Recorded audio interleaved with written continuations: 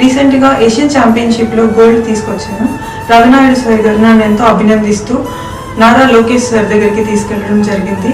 ఇంతకు ముందు నాకు సపోర్ట్ లేదంటూ చాలా బాధపడ్డాను. కానీ ఈసారి లోకేష్ సార్ దగ్గరికి వెళ్ళిన తర్వాత 45 minutes సార్ దగ్గర కూర్చొని నా యొక్క ప్రాబ్లమ్స్ అండ్ ఫ్యూచర్ టార్గెట్స్ ఏమేమి ఉన్నాయి అనేది నన్ను కనుక్కొని అండ్ అప్రిషియేట్ చేసి నా మెడల్ చూసి మా పేరెంట్స్ కూడా వాళ్ళతో మాట్లాడారు.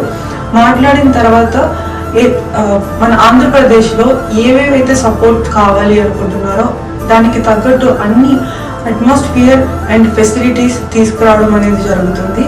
అండ్ నాకు ఫ్యూచర్లో Asian games and Commonwealth games కోసం సపోర్ట్ చేస్తూ క్యాష్ అవార్డు కూడా రిలీజ్ చేయడం జరిగింది. మన తెలుగుదేశం గవర్నమెంట్ అనేది నీకు తోడుగా ఉంటుంది అనేది నాకు భరోసా ఇచ్చారు.